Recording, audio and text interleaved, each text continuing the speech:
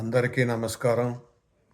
ఈరోజు అనిట charitable trust ద్వారా ఆదర్శ గురువులకు ఉగాది పురస్కారం కార్యక్రమానికి హాజరైన పెద్దలందరికీ ముందుగా నమస్కారాంజలి తెలియజేస్తూ, నా పేరు నారా జోషి.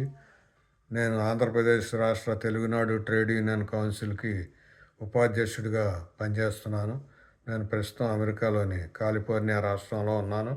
అందుకని ఈ వీడియో ద్వారా మాట్లాడుతున్నానని మీ అందరికీ తెలియజేస్తాను. ఈరోజు ఈ కార్యక్రమానికి హాజరైనటువంటి ముఖ్య అతిథులకు, విశిష్ట అతిథులకు, గౌరవ అతిథులకు ముందుగా ధన్యవాదాలు తెలియజేస్తూ, అదేవిధంగా ఈ కార్యక్రమాన్ని ప్రారంభించే ముందు మనం సర్వేపల్లి రాధాకృష్ణ గారిని ఒకసారి స్మరించుకొని ముందుకెళ్దామని చెబుతా ఉన్నా. రాధాకృష్ణ గారికి మనస్సుమాంజలి తెలియజేస్తాం.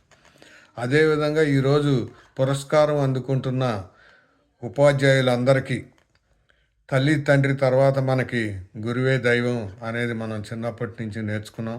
అలాంటి గురువులందరికీ పాదాభివందనం తెలియజేస్తాం.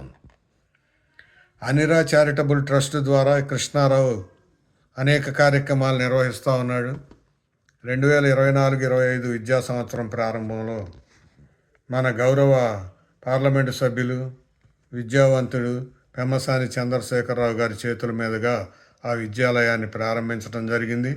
దాన్ని అతి తక్కువ ఫీజుతోనూ ఉచితంగా అందరికీ విద్యార్థులకు యూనిఫాము, బుక్స్, అన్ని సౌకర్యాలు కల్పిస్తూ ఉన్నాడు.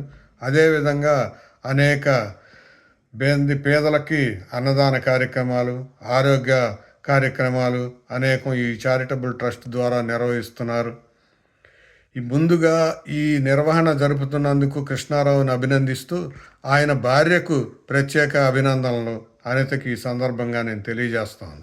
ఎందుకంటే ఈ కార్యక్రమాలన్నీ నిర్వహించడానికి అనేక వేల రూపాయలు పెద్ద మొత్తంలో ఖర్చు అవుతూ ఉంటుంది. అలాంటి ఖర్చులన్నీ మనకెందుకని మహిళలు సహజంగా వెనక్కి లాగుతూ ఉంటారు. కానీ అనిత ఆ విధంగా కాకుండా తన భర్తకి పూర్తిగా సహాయ సహకారాలు అందిస్తూ అండదండలుగా ఉంటుంది. ముందుకు నడిపిస్తున్నందుకు ఆమెకు ప్రత్యేక అభినందనలు ఈ సందర్భంగా తెలియజేస్తూ ఉన్నా. అదేవిధంగా ఈరోజు జరుగుతున్న కార్యక్రమానికి ఉపాధ్యాయులు అందరూ హాజరవుతున్నారు. ఇది ప్రైవేటు విద్యా సంస్థలకి సంబంధించిన కార్యక్రమం. మన కృష్ణారావు ఉచితంగా వైద్యం, ఉచితంగా చదువు అన్నీ జరుపుతూ ఉంటే మిగతా విద్యా సంస్థలు అన్నీ కూడా ఆ విధంగా ఉండాలని మనం కోరుకోలేము. ఎందుకంటే గ్లోబలైజేషను, ప్రపంచంలో వస్తున్న మార్పులను బట్టి ఈరోజు అనేక మంది విద్యా సంస్థలను స్థాపిస్తున్నారు, యూనివర్సిటీలను కడుతున్నారు, కోట్లాది రూపాయల పెట్టుబడితో ఇవన్నీ నిర్వహిస్తూ ఉన్నారు. వాళ్ళంతా లాభాపేక్షతోనే ఆ విద్యా సంస్థల్ని నిర్వహిస్తున్నారు అనేది అందరికీ తెలిసిన విషయం. అయితే అందులో పనిచేస్తున్న ఉపాధ్యాయులు, సిబ్బంది, వాళ్ళ కృషి, వాళ్ళు అందిస్తున్నటువంటి సహకారంతోనే ఈ విద్యా సంస్థలన్నీ ముందుకు నడుస్తూ ఉన్నాయి. డబ్బులు ఉన్నవారు పెట్టుబడి పెట్టి నిర్మిస్తున్నారు, కానీ వాటి నిర్వహణ, వాటి అభివృద్ధి ఈ ఉపాధ్యాయుల చేతిలోనే ఉందనేది ఆ యజమానులు కూడా ఈ సందర్భంగా గుర్తించాలని యజమానులు కోరుకుంటా ఉన్నారు. అదేవిధంగా ఈరోజు ఈ సమావేశానికి హాజరైన నాయకుల దృష్టికి కూడా మనం ఈ సమస్యలను తీసుకెళ్తే వారి సహాయ సహకారాలు కూడా ఉంటాయని ఆశిస్తూ ఈ విషయాన్ని వారి దృష్టికి కూడా తీసుకొస్తా ఉన్నాం. ఎందుకంటే ప్రైవేటు విద్యా సంస్థలు, ప్రభుత్వ విద్యా సంస్థలు రెండు రకాలు ఒకే చోట పనిచేస్తూ ఉన్నాయి. గవర్నమెంట్లో పనిచేస్తున్న ఉపాధ్యాయులకు ఇస్తున్న జీతాలు కానీ, సౌకర్యాలు కానీ, వారు రిటైర్ అయిన తర్వాత వచ్చే పెన్షన్ కానీ, బెనిఫిట్స్ కానీ చాలా ఎక్కువ అంటే వారికి సరిపాను బ్రహ్మాండమైన జీవితం గడపడానికి సరిపోతున్నాయి. అదే పని చేస్తున్న ప్రైవేటు విద్యా సంస్థల్లో పనిచేస్తున్న ఉపాధ్యాయులకి వారితో పోల్చుకుంటే ఏ విధమైన సౌకర్యాలు లేవు అనే చెప్పుకోవాలి. ఎందుకంటే ఇక్కడ ఉన్న జీతాలు కానీ, సౌకర్యాలు కానీ చాలా స్వల్పంగా ఉంటాయి. అందుకని ఈ విద్యా సంస్థల్లో పనిచేసే వారి కోసం కూడా నాయకులు కృషి చేయాలా. మరీ ముఖ్యంగా ప్రావిడెంట్ ఫండ్ చెల్లించే విధానం అది మ్యాండేటరీ, ఏ సంస్థ అయినా ఖచ్చితంగా చెల్లించాలి.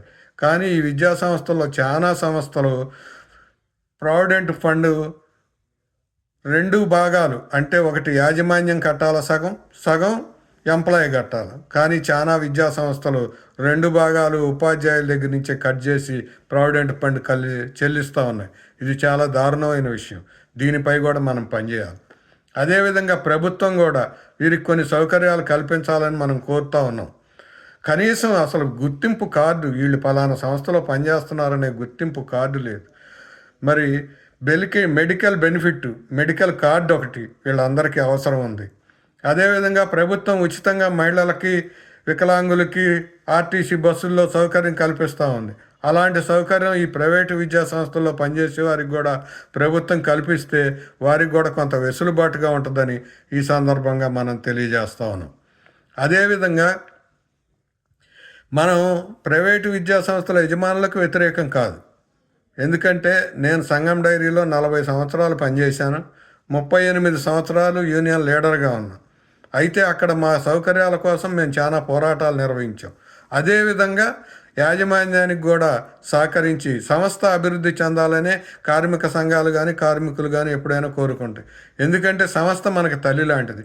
ఆ సంస్థ అభివృద్ధి చెందితేనే మనం ఉంటాం, మన తర్వాత తరాలు కూడా అక్కడ బతకాలనే కోరిక మా అందరికీ ఉంటుంది.